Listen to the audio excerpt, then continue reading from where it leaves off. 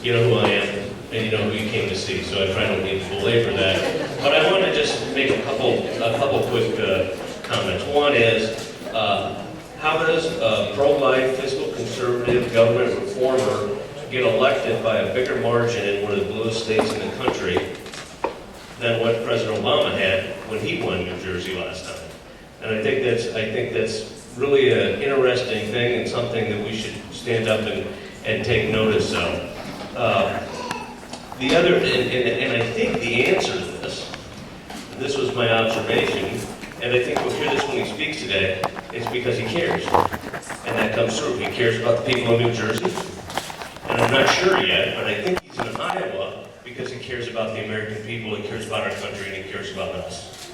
So with that, I just want to share that observation and Governor Chris Christie.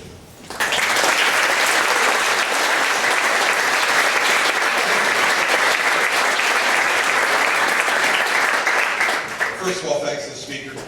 We've known each other for a number of years. He provides extraordinary leadership, not only in the House, but across the state of Iowa. Got a chance to meet his family, and that's when you really get to know the measure of somebody. And you know, his mom has taught him well. And Mr. Speaker, thank you for welcoming me to Cedar Rapids, and for all the times that you've welcomed me to Iowa. I appreciate it, and I appreciate your friendship as well and the introduction this morning. And I thank all of you for coming. Now, as Governor of New Jersey, I've done 138 town hall meetings in the 5.5 years that I've been governor, in just about every corner of my state. And they all work the same way, and you'll see the way it works this morning. I'll talk to you a little bit off the top about things that I think are important, and then I will stand up here and take your questions until they tell me I have to leave. And there's no filtering of all this. As you know, you didn't have to pledge some oath of loyalty to get in. And in Iowa, that would have been pretty unsuccessful, I suspect. Second, you're not going to have to write your questions down and hand them to my staff, and then have my staff review which ones they know I like to answer and which ones I don't, and just give me the ones I like. This is kind of, right?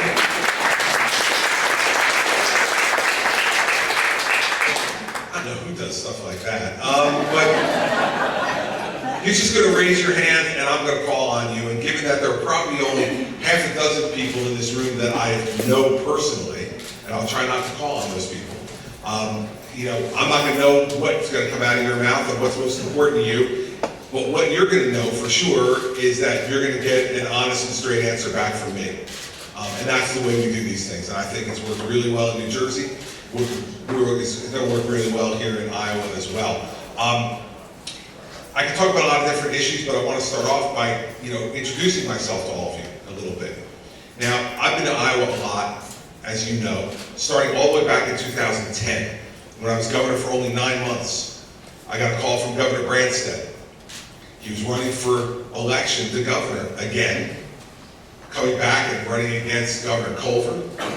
And he called me in September of 2010 and said, would you please come to Iowa and help me? Now, I thought this was the most ridiculous thing I'd ever heard in my life. I was governor for 9 months in New Jersey, and the Terry Branstad, who I knew growing up, I remind you of that all the time. He was elected governor of Iowa the first time when I was in college. And I remind him of that too.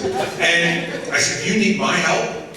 And he said, you would be incredibly helpful if you came in this race. And so that was my first trip to Iowa back in September of 2010.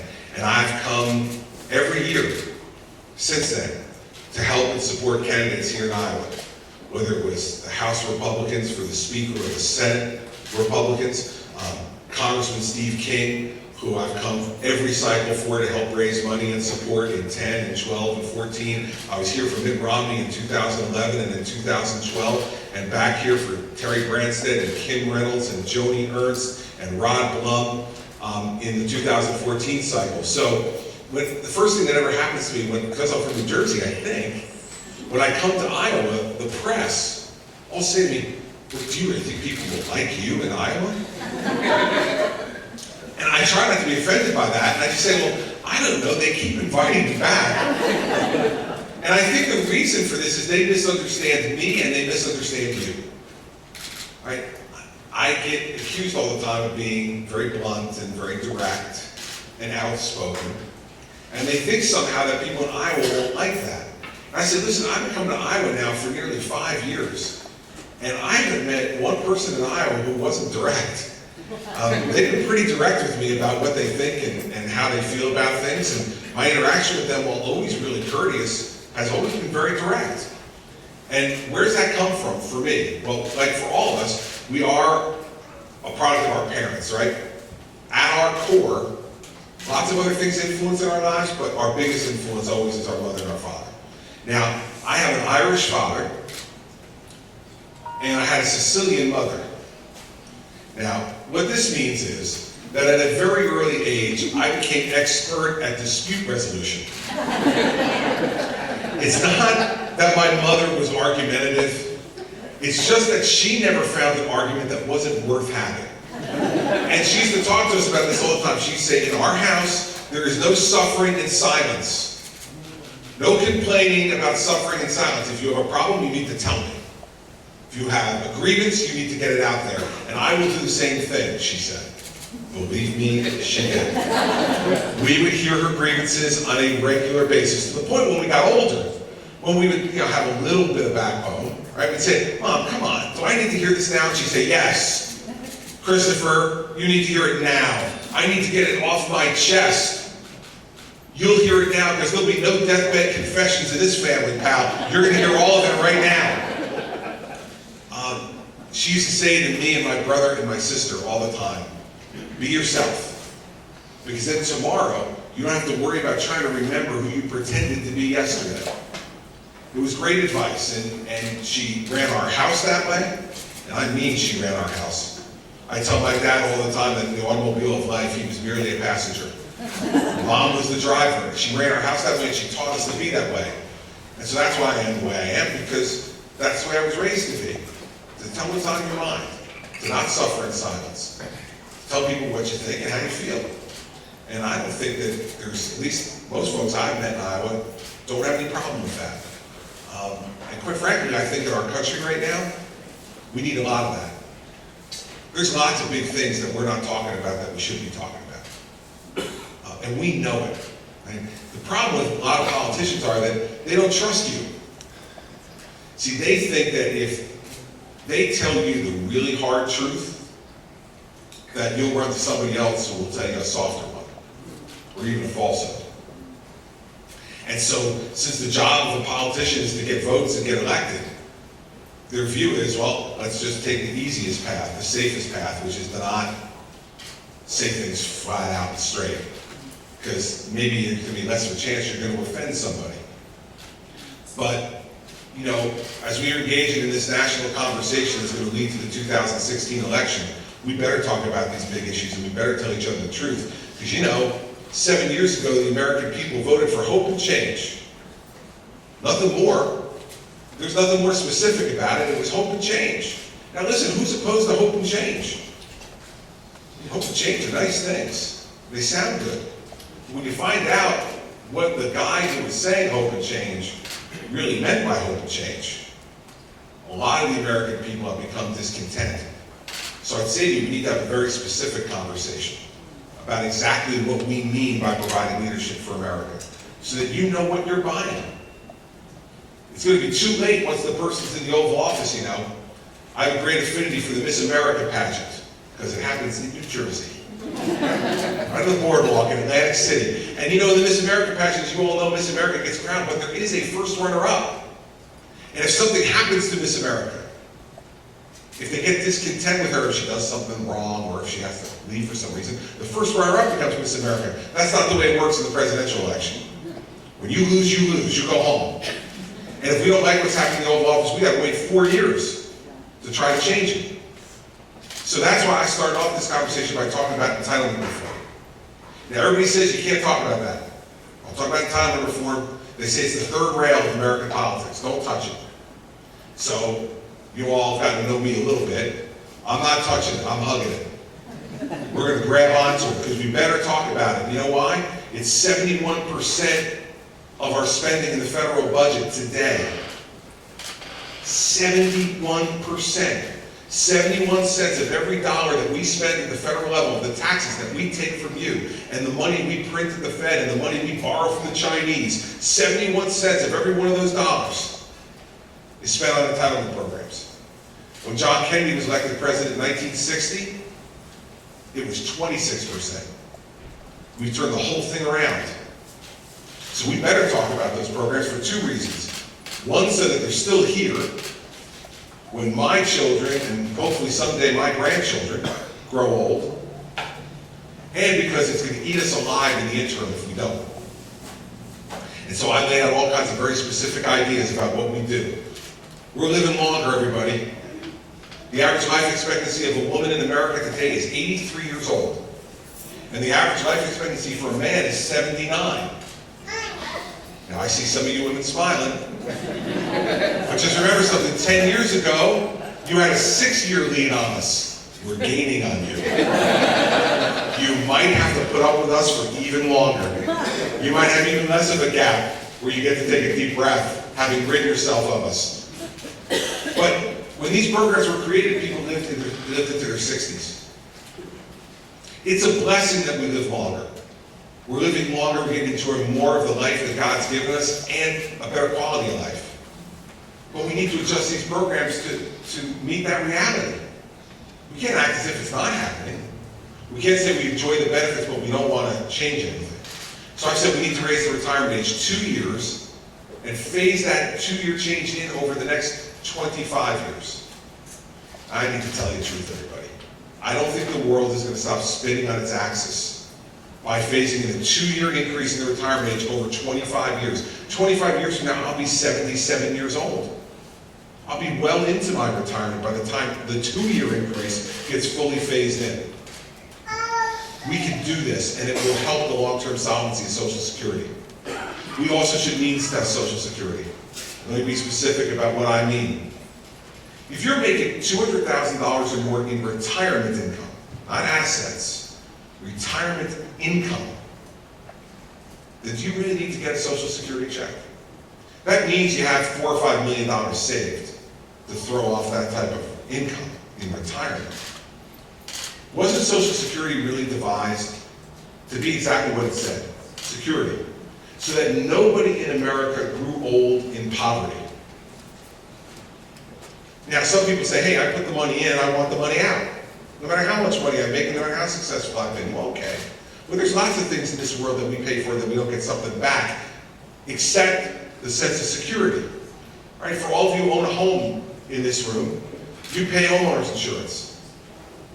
And that homeowners insurance is there because if there's a fire and your house burns down to the ground, that insurance is there to help you rebuild that house and put everything back in it that was there before.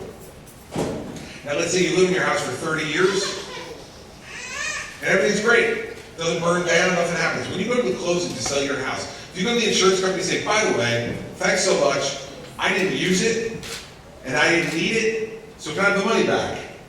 Insurance company says, no. The money was for the security of knowing that if something bad did happen, you were going to be okay. There's a value to that. And there's a value to Social Security even for those wealthiest among us who know that if something goes wrong in their lives, it'll be there for them. But if we continue to give the checks to those folks, we're not going to have the money to pay the people who really need it. Or we're going to have a massive tax increase now for everybody, which I don't think is going to be good for our economy, and I don't think it's fair.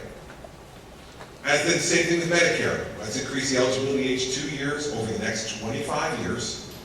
And for the people who are making over $200,000 a year, retirement income, let's not subsidize your Medicare premium 75%, which is what we're doing now. Let's just subsidize your Medicare premiums 10%. Still get a subsidy, but if you've got more money, you should use it to pay for your health care in part. And not take it from others, but use it yourself.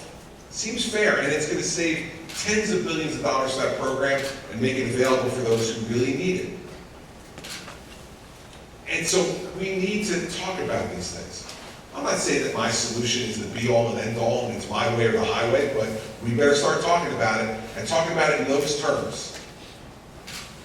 Because there's only three options, everybody. Insolvency for the programs, changes to the programs like I've suggested, or a massive tax increase on all of us. That's it. It's a math equation.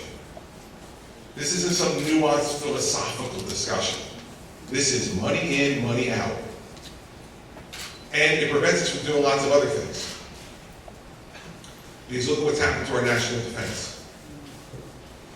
In this country right now, we have 100,000 fewer active duty soldiers in the Army than we had before Barack Obama became president. We are heading towards a 260-ship Navy, the smallest we've had in anyone's memory. And we are heading towards a 50% reduction in the hardware for the Air Force. Now, if I know these numbers, let me tell you something. So do the mullahs in Iran, and so does Vladimir Putin in Russia, and so do the Chinese communists. They know it. And when you see what's happening around the world, I suggest to you that part of the reason the world is in such turmoil is because they know America can't be the world leader when our military isn't as strong as it needs to be. Ronald Reagan understood this really well, right? Everyone thought he was going to be this crazy cowboy. Remember back to 1980? He's going to be a crazy cowboy who's going to get us in a war, right? And he led us to one of the most peaceful times in American history through strength.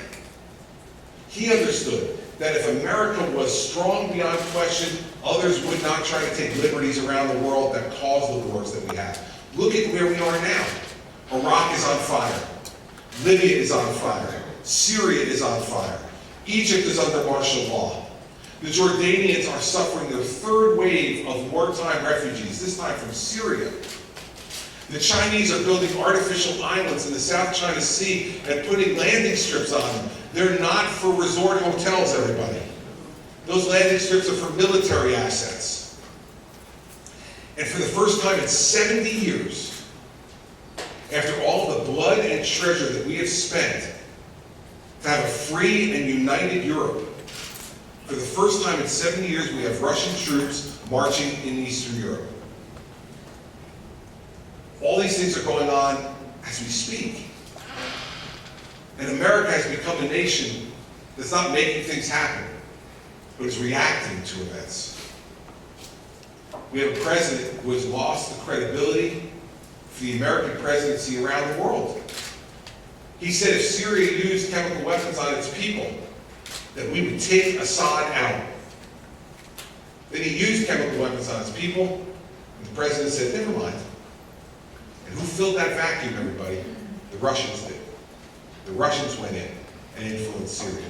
And what is the result of that? Now we have ISIS operating out of Iraq, and guess where? Syria. And they are exporting terrorism around the region and to the United States. And as opposed to any of the other folks who will show up in front of you, who either are running for president or thinking about running for president, I'm the only person who you will hear from who have actually used the tools that we can use to prevent terrorism. I was appointed United States Attorney for New Jersey by President George W. Bush on September 10th, 2001. September 10th, 2001. And the next day, one of those airplanes left from an airport in New Jersey and killed 3,000 Americans. And this is not hypothetical for me, everybody. It's not a theory. A great friend from our parish was killed in the World Trade Center that day. My wife worked 2 blocks from the World Trade Center and was trapped in Manhattan that day. And I didn't hear from her for 6 hours, not knowing whether she was dead or alive. Our son's best friend's dad was in the Trade Center that day and was killed. And I've now watched for 13 years since then that young man who was 8 years old at the time grow up without a father. I've watched every year on his father's birthday him post his father's picture on his Facebook page with just one simple message: I'll never forget you. Lots of people who are talking about this stuff right now in America have sat on Capitol Hill and they're like professors in a classroom with theories about this.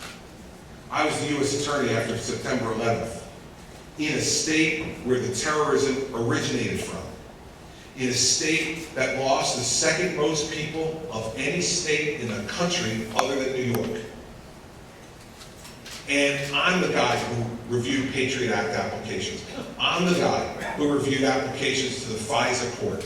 I'm the guy who prosecuted terrorists, including the first terrorism case post 9/11, of an Indian-born British citizen who was trying to sell shoulder-fired missiles to what he believed to be a Yemeni terrorist group who wanted to use them to shoot commercial airliners out of the sky.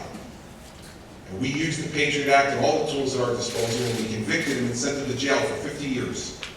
And since he was in his 60s when we convicted him, I don't think we're going to worry about him again. But all these other folks in this debate we've been having in Washington the last few weeks, let me guarantee you something as somebody who's done it. What they've done in Congress has made America weaker and more vulnerable. They want to make sure civil liberties are respected. I agree. Use your congressional oversight to make sure the intelligence community is not going over the line. And if they are going over the line, then use the Justice Department to prosecute them and send them to jail. But don't make America weaker. There are still people out there, in fact, I'd argue more people out there today than 13 years ago, who want to kill Americans just because we're American. We're not just dealing with Al-Qaeda anymore, everybody. We're dealing with Al-Qaeda still and ISIS now. And we need to protect the homeland. The president's first job has to be to protect the lives of the American citizens. And yet you have folks, some of whom are running for president, who stood on the floor of the United States Senate and weakened our country, and then sent videos out of it to raise money and brag about how much money they raised from it. To me, that's a disgrace. Because it's easy for folks on Capitol Hill. We don't have to deal with the reality. We don't have the responsibility. But I'll guarantee you one thing. If God forbid there were another attack on this country, those people on Capitol Hill would be the first ones to hold a hearing and call the CIA director, the FBI director up to Capitol Hill and yell at them for the cameras as to why they didn't connect the dots, without ever once admitting that the actions they took in the last 2 weeks made it harder to connect the dots. The hypocrisy of Washington, D.C. And the people who believe that the make-believe land they live in under that dome is actually the real America. Well, I believe that our national security, our homeland security, is the most important task of the president. We should do nothing to weaken our ability to protect our citizens. Because while all of them theorize about it, I was at the funerals. And I remember. And I'm fearful that America has a case of amnesia. Amnesia about what we felt like in the days after 9/11. I remember what I felt like. I remember a week and a half afterwards when they first allowed our kids to play soccer again on the weekend. We were in a big open field in our small town, 5,000 people in New Jersey, in the New Jersey suburbs, 35 miles west of New York City. Whenever a plane flew overhead, you watched the parents, all their heads jerked up to the sky. This is the first time in our lives we were worried. We used to hear planes fly overhead all the time. Heads never jerked up to the sky. They did then, because we were worried about it. Is it coming down to hurt us? I remember what that felt like, and I think lots of you do too. And we need to demand that of our country. The last thing I'll say to you is this, and I'll take your questions.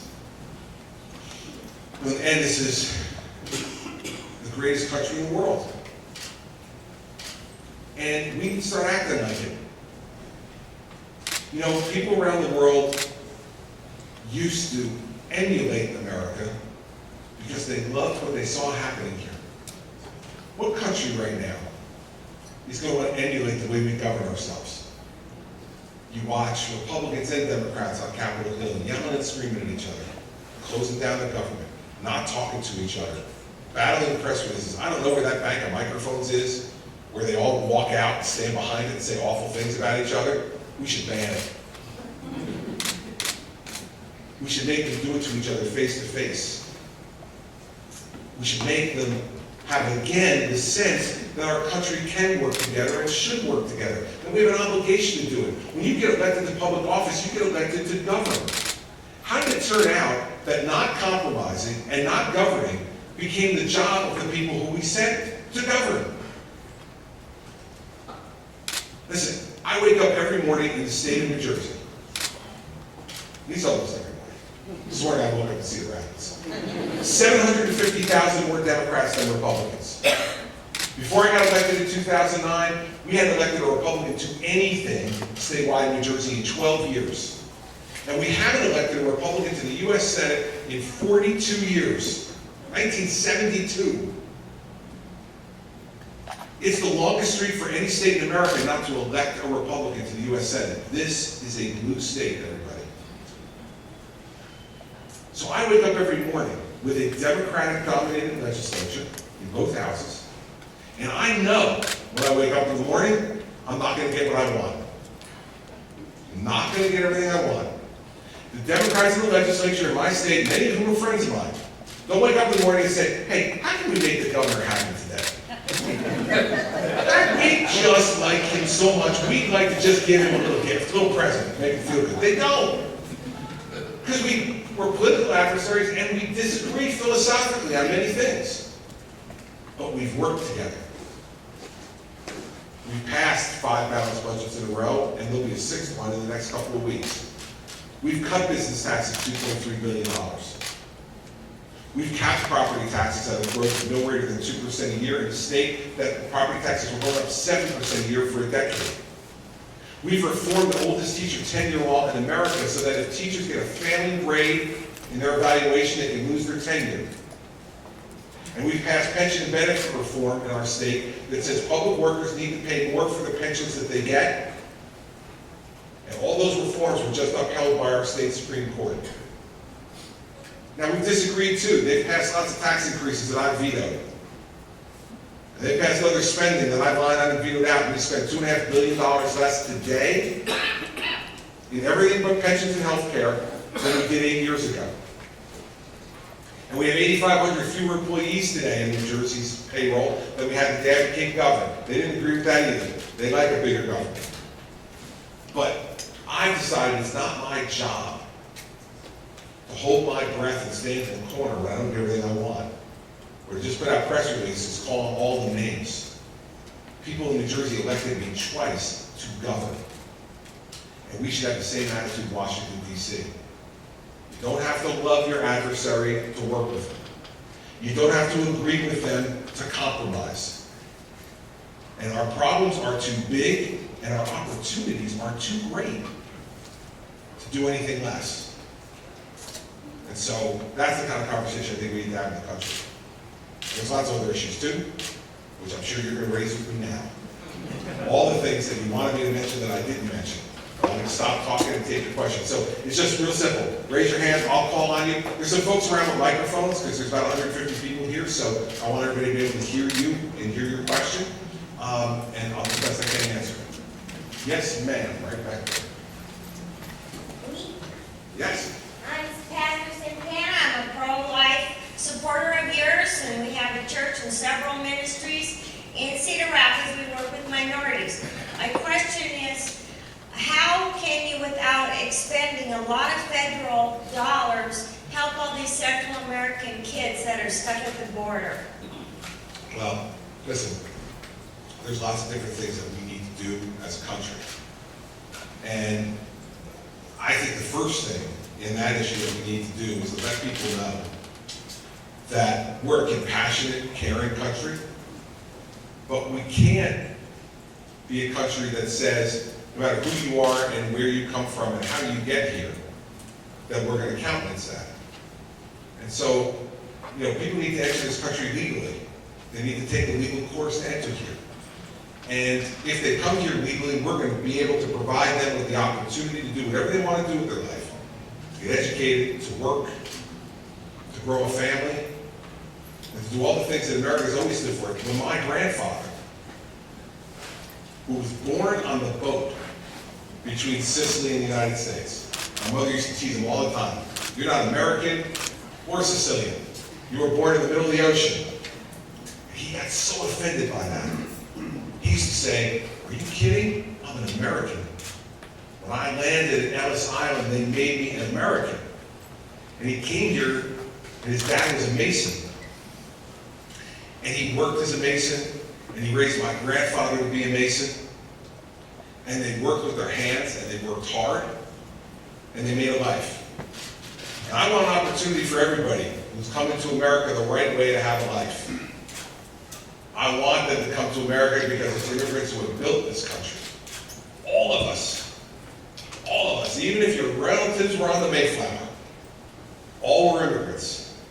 They all came here on a boat or some kind of mode of transportation because they wanted to be in this country. So I would say this: we need to send a clear message to the Mexicans and the Central Americans that we welcome folks from those countries to come and to participate in the American dream the right way.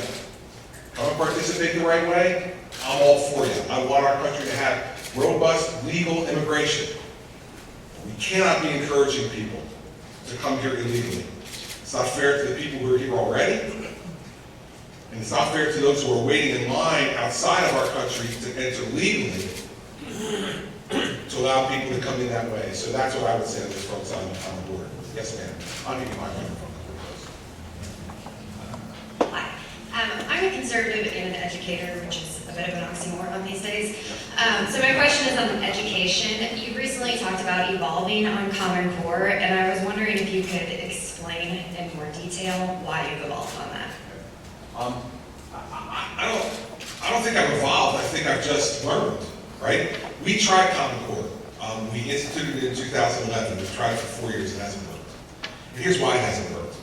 It hasn't worked because parents and teachers have not accepted it. They believe it's taking education further away from them and their ability to make decisions, and they don't like it. So I thought, since it was authored by the nation's governors, that it was something that was worth a try. And a lot of people just didn't even try. I did. I thought, okay, they made an honest effort here. Now, the president made it harder by making it more Washington-centric and putting all kinds of new regulations on it and made it worse than it was. But in the end, in my state, I had to make a decision this year. If after 4 years of trying, you still had parents at every town hall meeting I did complaining to me about Common Core, and you had teachers saying that it was taking instructional time away from them that they wanted to use for other things that they thought were more important to teach kids, and that they wanted to be part of that decision. As a politician, then you got to make a decision, right? Are you going to be accused of changing your mind, or do you want to be stubborn? And I decided my job is to respond to the people of my state. After 4 years of them trying on Common Core and not accepting it and not liking it and wanting their own standards that were developed in New Jersey for New Jersey kids, I said, okay, let's do it. And so now between now and December, we've assembled, the Commissioner of Education has assembled a group of parents and educators, both teachers and administrators, to come together and suggest to us changes to the standards.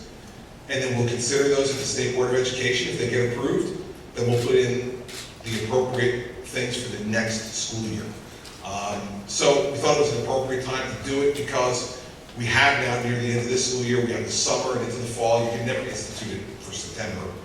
So for the next school year, we can institute it. That's why I did it. I, in good faith, tried to make it work, but it just doesn't. Because if the people who are being educated and the people who are providing the education don't buy it, then you just bang your head against the wall, and I didn't want to do that any longer.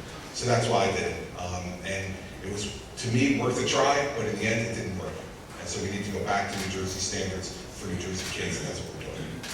All right, let's see. There's a gentleman right in the back there. First of all, great softball swing. Thank you. Hope for middle-aged men everywhere.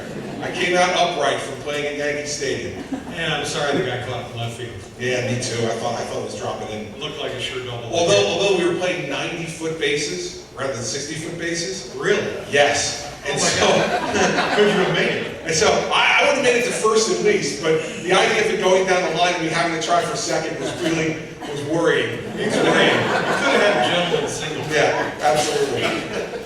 My question is about how you position yourself if you run in the Republican group, which is now how many? 12, 15, 19? It seems to me there's a lot of room in the moderate middle for you if you chose to go there. And I know you have a number of positions on a number of issues. But I would suggest that on climate change, you seem to be toward the reasonable side of things. On other kinds of issues, entitlement reform, things that you outlined here, I don't hear others talking about that. But I would suggest this on Iraq. It seems to me that basically your opponents are all in the scare category. Non-nuanced, not very smart. If you listen to Graham's speech the other day, it was all just scared the hell out of us, which is not historical and so on. If we look a little bit more seriously, we have to go back to the Bush era and how we got into this and who the ISIS people are. They're Saddam's people that we basically threw out of their jobs. And if you took a more nuanced position on all this, I think it would separate you from the pack of hard right-wingers in your party, and I would hope you would consider it. Well, listen, I don't, it's gonna be up to all of you to kind of categorize and the press, I guess to some extent, to label what my position is. But let me be clear, I got asked this a couple of weeks ago. Megyn Kelly, I was on Fox News, and Megyn Kelly asked me, if you knew then what we know now about Iraq, would you as president have sent us into Iraq? And I said, no. I mean, you know, to me, I remember at the time, I was U.S. attorney at the time, and I remember at the time as an American, my view was I supported the president because we were told there were weapons of mass destruction that Saddam had, and that he could give to terrorist organizations or use himself to be able to harm others, including Americans. Well, I think that's a justifiable reason for having gone into Iraq. It turned out to be wrong. And so if you ask me, would I have gone into Iraq knowing what we know today, the answer is no. And I don't know that anybody would have. But there are some apparently can't answer that question directly and kind of talk around it. I wouldn't have. Now today, it's a very complicated situation for all the reasons you just talked about. And so from my perspective, what we should be scared of there is that ISIS, as it gets a greater foothold in a greater amount of territory, whether that's in Iraq or Syria or both or other countries, that they become more like a nation state. They steal assets from the property that they occupy, loot banks, and use that money to strengthen themselves and to be able to increase the length of their reach. And so I don't know whether Iraq can stay Iraq. You know, you have, as you know, the Sunnis, the Shia, the Kurds, all of them have different interests. The Sunni and Shia conflict has been going on for as long as 1,000 years. So I think that my position is one that's informed by what mistakes have been made and by the fact that the more money, the more influence they get, the greater the reach is, the greater threat it is to the United States. So for ISIS, for instance, what I would say we should do is we've got allies on the ground right now in the Middle East who want to fight ISIS. The Jordanians, the Emiratis, the Egyptians, the Saudis, all want to fight ISIS. They all see ISIS as an existential threat to their existence now. They don't want to live under a theocracy. Now you can argue about the different forms of government they have too, but the fact is they don't want to live. The leaders of those countries don't want to live under a theocracy. We should be empowering those people to bring the fight to them on the ground in the Middle East. We should be, training them down to the battalion level.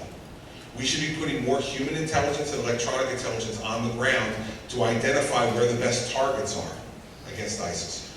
We should be arming them with the most sophisticated weapons that we can give them to fight this fight. And they should know that we're going to stand with them on the fight.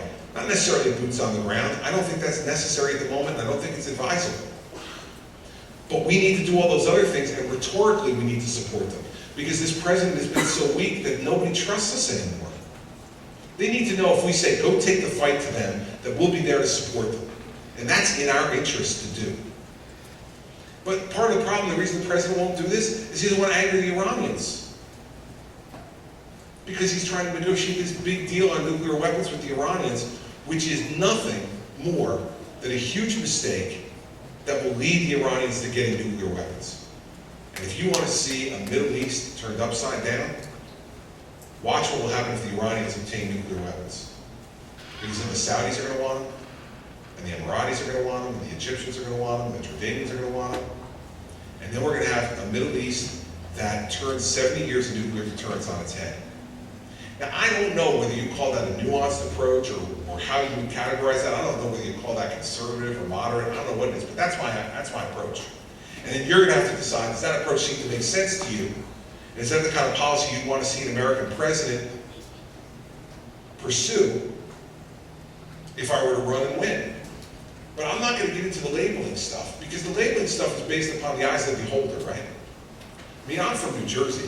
When I'm in New Jersey, a lot of people think I am way conservative.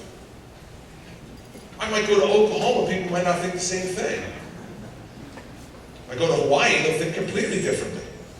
So the labels mean less to me than the substance. And that's why if you go on our website, if you look at the things that we've put out there already, we're about the substance of the ideas and presenting them in a way that is compelling and understandable to the American people, first and foremost, and then to our allies and our adversaries around the world.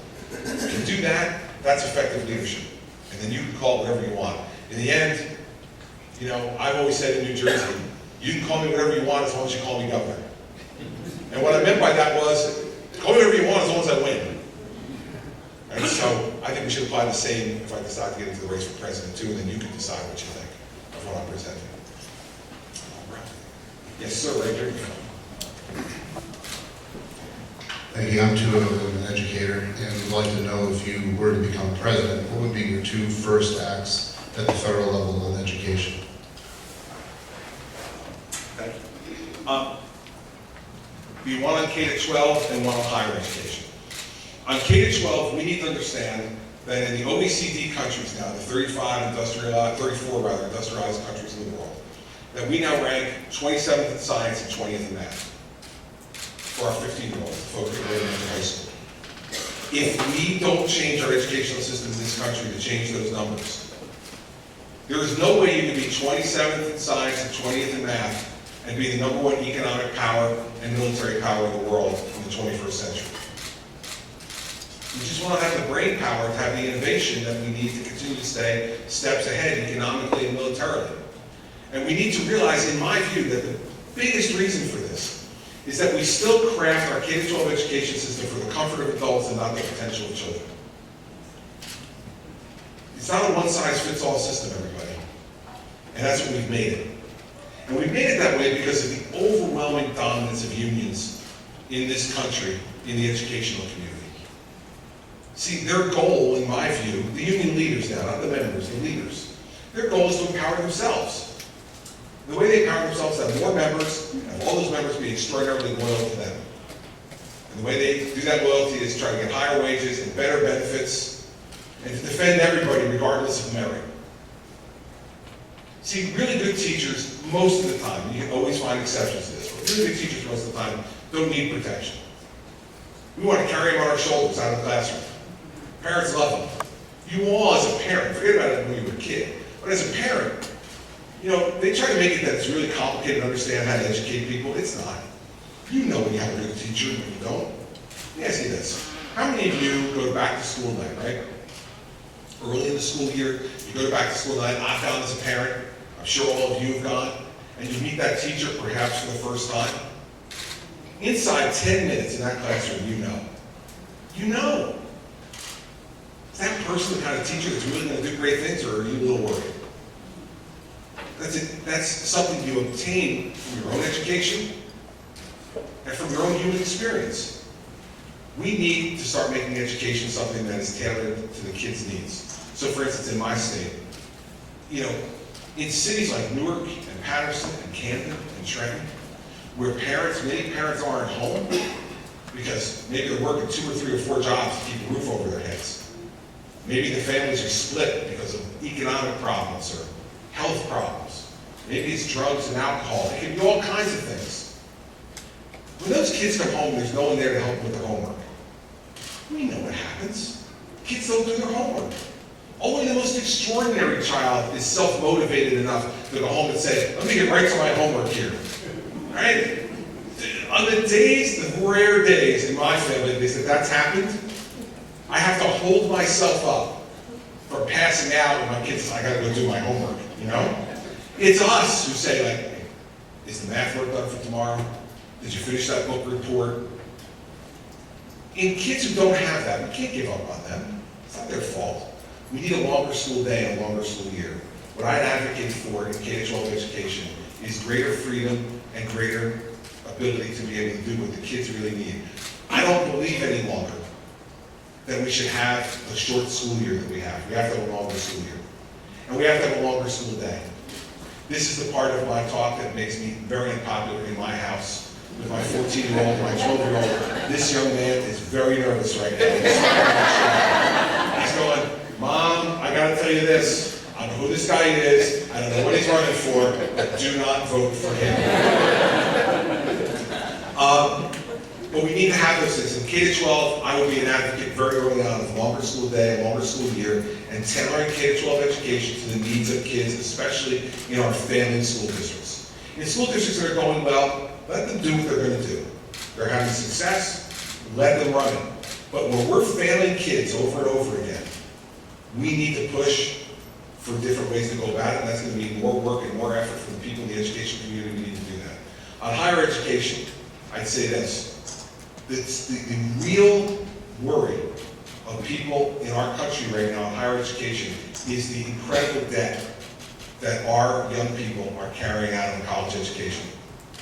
And this debt doesn't come up magically from nowhere, everybody. It comes up because colleges and universities continue to raise tuition to unconscionable levels. And the reason they do is because we're not stopping them. And there's no market forces on it. Right? So, you know, I give you this for instance, I'll make it personal. Right? I have 2 children in college right now. Our oldest son, Andrew, is going to be a senior at Princeton University this fall. And our daughter, Sarah, will be a sophomore at Notre Dame. There we go. You know, no one ever cheers for Princeton. But no matter where I am, every time I bring up Notre Dame, there is a domer somewhere. It's like, you betcha, baby. I got another guy, right?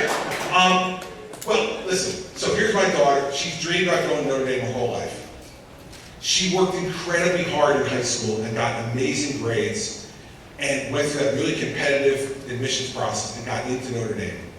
And the day she got into Notre Dame, she said, Dad sent a deposit check. I don't want to hear from any place else. I'm done. That's where I've always wanted to go. So you're thrilled, right, for your child that they're going to actually go to a great place and they're going to go to a place they want to go to.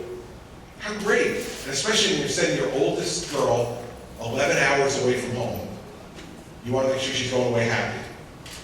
And so we're thrilled about all this, right? So then 6-7 weeks ago, we get a letter from the president of Notre Dame, Father Jenkins, sends a letter to all the parents. And you know, the first paragraph goes something like this, right? We want to thank all of you for the blessing that you've given to us for entrusting the souls of your children to those of us here at Notre Dame for their education, right? You can hear the theme music from Rudy. You hear it. You can, in your mind's eye, you see the Golden Dome, you see Touchdown Jesus, the whole thing, right? Your heart's beating. And how great. Of course, he's a priest, right? So I'm Catholic, he knows, right? The next paragraph's the money paragraph, right? The next paragraph is it. So we need to let you know that we're increasing tuition next year 3.9%. Now, remember, inflation's at like 1.5%. We're increasing tuition 3.9%, which is the lowest tuition increase in 40 years at Notre Dame.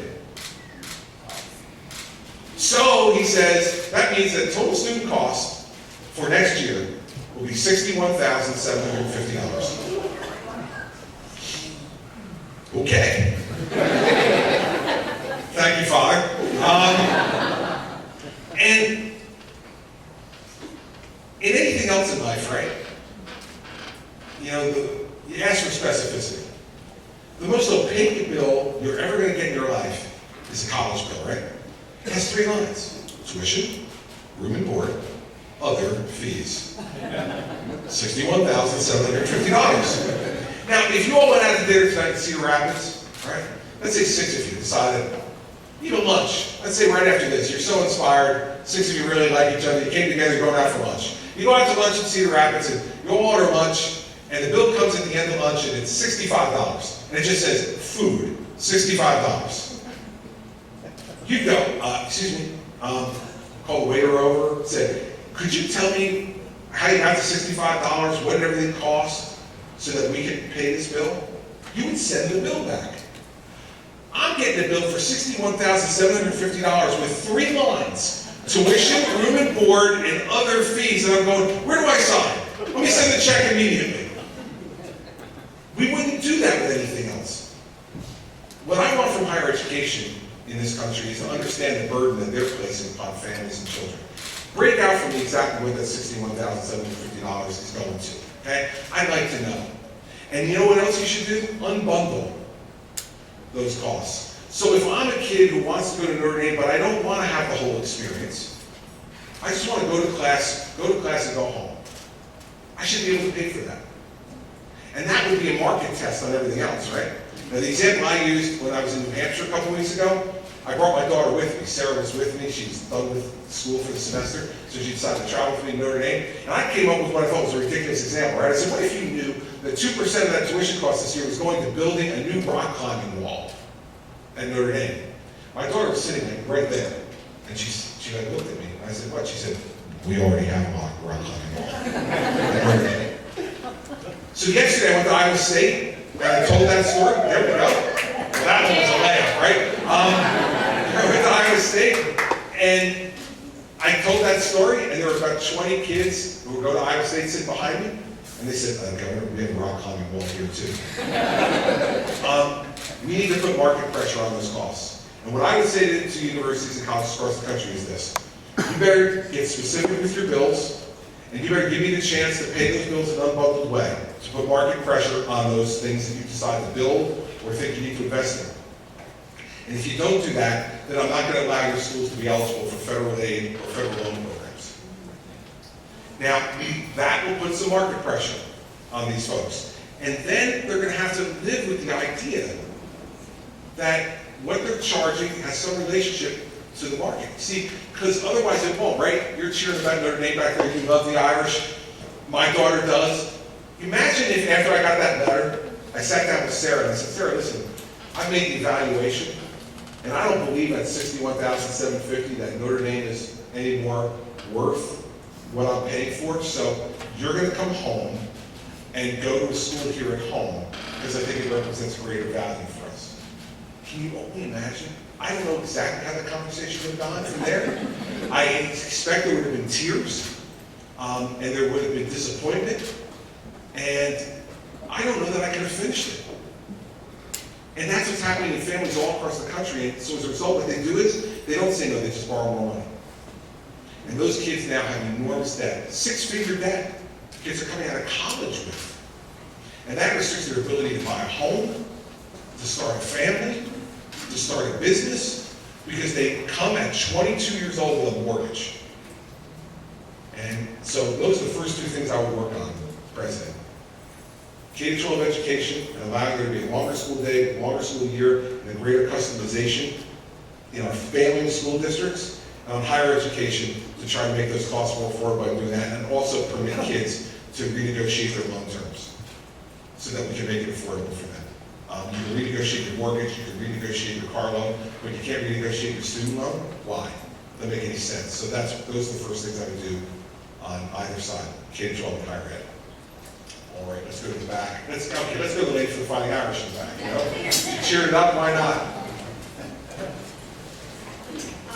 I am a registered Democrat, and I've never voted for a Republican, ever.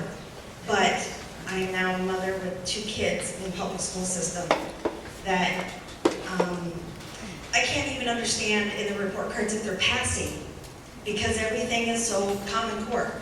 They're not taught spelling after 3rd grade. And in 4th grade, they tell me that my kid doesn't spell well. Well, okay, her reading isn't very well, but that's because we don't spell anymore. But my real question is, I would like to see who is going to take public school system reform and do something. Because I want my kids to have the opportunity to go to Notre Dame. They probably won't because they're Nebraska fans. That happened. But I'm telling you, I could switch. I could switch parties, but if I found the right person that's going to actually do something about the reform, I'm all in. I am hopeful. I want to see my kids pass. I am hopeful. Listen, campaigns are about two things, right?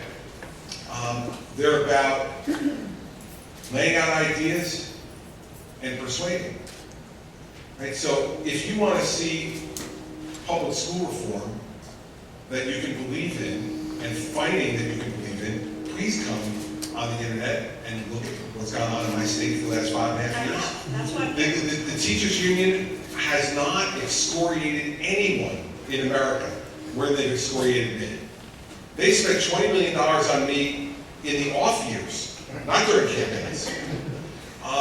Because I've said we have to have tenure reform. That no one should be guaranteed a job for life after 3 years. I mean, I gotta say the truth, after I was a lawyer for 3 years, I was just starting to get it. And the idea that my bosses would then come to me and say, well, you had a pretty good 3 years, you're developing, you have a job here for the rest of your life no matter what you do. I don't care if you win in court or lose in court, I don't care whether the clients like you or they don't like you, it doesn't matter, you're employed, congratulations. Ridiculous. That's our system right now, everybody. Now it's changed in New Jersey, so now if you have 1 year of a failing evaluation or 2 years in a row of a below average evaluation, tenure could be stripped. But it's insane that in most of this country, after 3 years, you're guaranteed a job for life. We need to speak up against that. We need to say, listen, I want you to stay and teach as long as you want, and I want you to pay more money if you're really great. But if you're not, you need to go. And you don't need to waste my child's time. We have policies in our public school system today like last in, first out. If you want to lay people off because of budget things or your school system gets smaller and you don't need as many employees, do you know that in great swaths of this country, including my state, that the only way you can do those layoffs is based on seniority? No quality-based layoffs in public education. Last in, first out. Outrageous. Any other business was run that way, it would go into the ground. But yet we tolerate that in public education. We tolerate the idea that throwing more money at the problem will fix it. Now, nowhere else in our society do we believe that's the only fix, but in public education, that's what we believe. In my state, in the city of Newark, we pay $26,000 per pupil per year. $26,000 per pupil per year. And the statistics from 2 years ago, only 1 out of every 4 kids in Newark who enter the 9th grade is expected to get their high school diploma at the end of 4 years. 1 in 4. How about in Asbury Park, New Jersey, the city that my buddy Bruce Springsteen made famous, right? Greetings from Asbury Park. You know what we spend per year, per pupil in Asbury Park? $30,000 per pupil per year. And 2 years ago, 50% of the graduating class at Asbury Park High School could read at grade level. And yet, if you say I need to change that, the union stands up and says you're anti-teacher. It's crazy. So here's the thing. I got the scars on my back by getting tenure reform, but we got it. I got the scars on my back fighting exorbitant pensions and health benefits for public sector employees that are bankrupting my state and bankrupting our country, but I'm fighting it. Because none of that, the pensions, the benefits, the tenure, makes the education better. None of it makes the education better, and that's demonstrably true. So we need to fight those things. Now, quite frankly, I don't care whether a Republican or a Democrat's willing to have that fight, but here's one thing I'll guarantee you. The single biggest contributor to Hillary Clinton in 2016 will be the National Education Association and the American Federation of Teachers. Count on it. And let me tell you, I will guarantee you this, they will get what they pay for. They don't buy things on the come, everybody. They expect an agreement, and they'll have it. And so, last thing I'll tell you is this. I'm a Republican in New Jersey. You know what that means? That I had lots of conversations with folks like you over the last 6 years where they said, I'd see them in diners or on the boardwalk or all kinds of places, and they say, Governor, listen, I'm a Democrat. I've been a Democrat my whole life. my parents were Democrats, my grandparents were Democrats. Like, I can't be a Republican. I said, take a deep breath. I only need you to be a Republican for 2 seconds. 2 seconds. Go into the voting booth, put your finger on the button. Once you got your finger on the button, you can even close your eyes if you want. Since you got deniability, right? Close your eyes, hit the button, hit the other button, walk out. It'll be our secret. You don't need to tell anybody. And you know what happened in New Jersey? Yeah, I got 96 or 97% of the Republican vote, fine. In my re-election, I got 70% of the independent vote. And I got 36% of the Democrat vote. In a state that is dominated by the Democrats. Why? I'd suggest to you the reason was that they decided, listen, we don't agree with this guy and everything, but the important things, we know he means what he says, and he'll do what he says he's going to do, or die trying. And that's the kind of person we want as our governor. And so, I'm okay with Democrats coming to me and saying, I'm not going to change parties for you. Don't. If you don't want to, don't. Just vote for me. That's all. Right? And so, you know I got a task to do if I decide to run for this. I got to give you the chance to vote for me, because you can't vote for me in the caucuses. I get it, I understand. It's all right. So that's my part of the bargain. But then your part of the bargain, I will come looking for you. I'm not going to forget you. And if I run and I become the nominee, then my part of the bargain is I'm coming back here, I'm finding you. And I say, okay, I did my part, you do yours. All right, deal's a deal. Good. Thank you. Yes, sir. What's your thought on charter schools? Charter schools. We've expanded charter schools significantly in New Jersey. When I'm governor, we've had 35 new charter schools, mostly in family and school districts. Because I think charter schools are most necessary in places where school districts are not doing well, not where they are doing well. And you know what's happened in our state? In the city of Newark, we have, I think the number now is 5,000 or 6,000 children on the waiting list for charter schools. Now what's that tell you? Parents want choice. And if the school's not serving them well, they want to go someplace where they can be served well. And so I believe charter schools, they're public schools, they're funded with public money, kids get into charter schools by lottery. It's a fair system.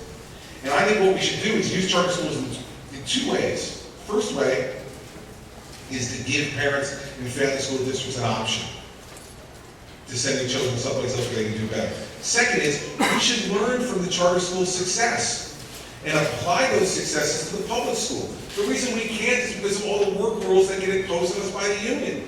So in charter schools in Newark, for instance, our top readers in New Jersey in the 8th grade, it was a year or 2 ago, were in the Robert Treat Academy in Newark, in a predominantly minority school.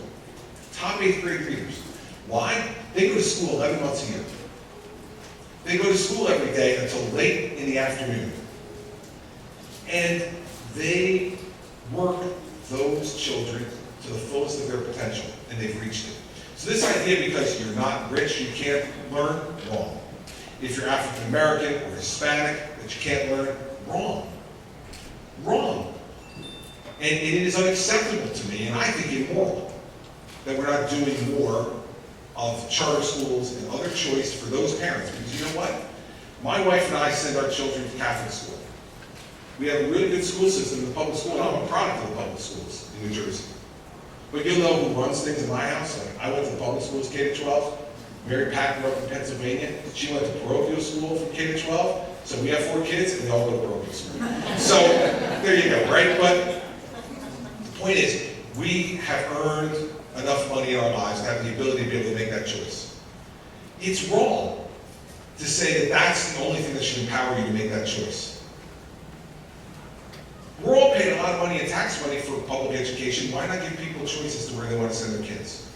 And charter schools is one of those choices that we've empowered in New Jersey, and that we should do more of around the country. And I think the choice should be even broader than just charter schools. We have a public school choice program in New Jersey, where we have 5,000 kids going to different schools in the public school system, where the parents think they could be better. and we should expand that to private and parochial schools as well. In failing districts, in good districts, you've got a good option, that's fine. But in failing districts where those parents are watching their children fall further and further behind, that's unacceptable, and we should provide those options. All right, I can take 2 more questions from Entitlement before I have to go. This guy's like standing up. Yeah. He's serious, man. I am. All right, it's gonna work. The microphone's coming from behind him. Is he serious? I wanna make sure I take the serious guy standing up. That's right. Yes, sir. A lot of people in this room remember the flood here in 2008, and I'm sure you haven't forgotten Hurricane Sandy. So in the wake of all that, what do you think the conservative Republican response to climate change should be? Listen, I've said this before. I think climate change is real, and I think that humans contribute to it. Now, the thing I don't know is how much. And so I think what we've done in New Jersey, for instance, is I don't believe a carbon tax is the way to deal with this. I don't believe cap and trade is the way to deal with this. That's just another liberal democratic excuse to tax us. And in New Jersey, we were part, when I became governor, of something called the Regional Greenhouse Gas Initiative. That was a cap and trade plan for the entire Northeast that every state voluntarily agreed to. When I became governor, I pulled us out of it. Because I said it's increasing energy costs in our state, and we're not getting any yield from this. I'm not doing it. We've done other things. For instance, 53% of New Jersey's electricity is generated by nuclear power. 53%. That helps your carbon footprint and what you're emitting. Do you know that New Jersey, you will find this hard to believe, New Jersey is the 3rd largest producer of solar energy in America, behind only California and Arizona. We invested in it. And private folks saw there was a benefit to investing in it, so they invested in it. And now, we have the 3rd largest production of solar power in the country, again, a clean energy. We have now built 3 new natural gas-fired energy plants. We're in the process now of building them. That's going to help too, because natural gas emits lower pollution. With all that being said, no cap and trade, none of that stuff, we have already in New Jersey reached the goals for 2020 in terms of our emissions. In 2015, they're already achieved. You can do this through the smart use of energy around the country. Each state should have the ability to make that decision. And I don't know, nor does anybody else proven to my satisfaction, that it is climate change that is causing some of these storms. I don't know what it is. And I haven't seen anything, at least at this point, that's definitive to me that it was climate change that caused Superstorm Sandy. But what I will tell you about Superstorm Sandy and the floods that you had here 7 years ago in Cedar Rapids is this, and I had a conversation with your mayor about this today. We need to have somebody in the Oval Office who actually understands what happens to a community when this stuff happens. It's 7 years now since your floods, and you're still rebuilding back. And you're still in disputes with the federal government. And they're still arguing with you about whether they're going to build or not build the flood mitigation programs that need to be built to prevent this. And by the way, can we stop this 100-year storm stuff? 300-year storm, 800-year storm? I've had 300-year storms since I've been governor. I've been governor for 5.5 years. Like, let's stop this stuff. This is all stuff just to make us feel better. But we live it, right? And I said to the mayor today, you know, if I were president, I would say we've got to build these infrastructure projects that are going to prevent more damage in the future and make us more resilient. And so if there's a smart, good plan here in Cedar Rapids from the Army Corps of Engineers to make you more resilient for the next flood that we know will come. We pray it won't come anytime soon, but we know. Our experience tells us it will come. The same way on the New Jersey coastline, I know. Another storm will come at some point. I hope and pray it won't be anything like Sandy, because we lost 365,000 homes in 24 hours. It was the 2nd worst natural disaster in American history behind Katrina. And we're still rebuilding. We're almost 3 years now. And your experience here in Cedar Rapids will tell everybody that it takes a lot longer than 3 years to rebuild for this kind of thing. And so part of this is, I think we've got to be smart about investing in infrastructure. And that's not just rebuilding roads and bridges and tunnels around the country, which we need to do, But we also need to go to these communities where repetitive flooding occurs and say, let's not be penny wise and pound foolish. Because New Jersey sustained $36 billion in damage in one day. Shouldn't we, and you know what's going to cost us to build an entire dune system, which we're in the process of doing now, which had been authorized by Congress 30 years earlier, but never funded. It's going to cost us about $1 billion to build a dune system from Cape May all the way up to the Bay Shore, about 120 miles of dunes. But in the places where we had dunes on the time of Sandy, the damage was significantly less, and in some places almost non-existent. So shouldn't we spend $1 billion to prevent 36 million in damage? We need to be smart about some of this stuff. And I can tell you that I never really truly understood this until I went through it. And I think we need to have people in leadership who truly understand this. You know, it's like some of our friends in Congress, right? You know, we've seen this, right? We had Congress people in Colorado who voted against Sandy relief. And then they got floods in Colorado. They said, hey, we need some relief. We have Senator Cruz, voted against Sandy relief. Now he says got floods in Texas. He goes, hey, we need some help down here in Texas. It's great, right? People get religion real quick. Right? All of a sudden, the principled vote that I'm making here on the floor of the United States Senate is I'm not going to spend this kind of money on this kind of thing unless it happens in my state. And then if it does, it's an absolutely appropriate expenditure of money. I mean, come on. Come on. That's why people wanted me to take shots at the Colorado people and at Senator Cruz on all this stuff. I'm not going to. They said, shouldn't he not get the money? No, he should. Because what's more important is not his hypocrisy. It's the people of his state who are suffering and their communities that need to be rebuilt. And what the American people know is this. When a disaster strikes, everybody in America answers the call. I saw that in New Jersey. We had people come to New Jersey from all over America, to come and help us. My wife ran a private charity to raise money for Hurricane Sandy relief. She raised $40 million from around the country that went directly to help rebuild and help victims. Americans respond to other Americans, not just through charity, but also through our tax dollars. We say to people, if Americans are suffering and in pain out of no fault of their own, we come and help them because we know there, but for the grace of God, go I. Some of those guys in Congress forgot about that, but something happens to them, right, when they get to Washington. Just something happens to them. I don't know what it is. I hope never to find out. They get up to Capitol Hill and I don't know if it's the water or what it is, but something happens. They remember certain things conveniently and forget other things conveniently. But that shouldn't change what we need to do as a people. We need to be there for each other. This country needs to be there for each other. And we need to start putting aside the partisanship. That's why I was teasing. But, you know, I live in hope when I hear a Democrat here today who says, you know what?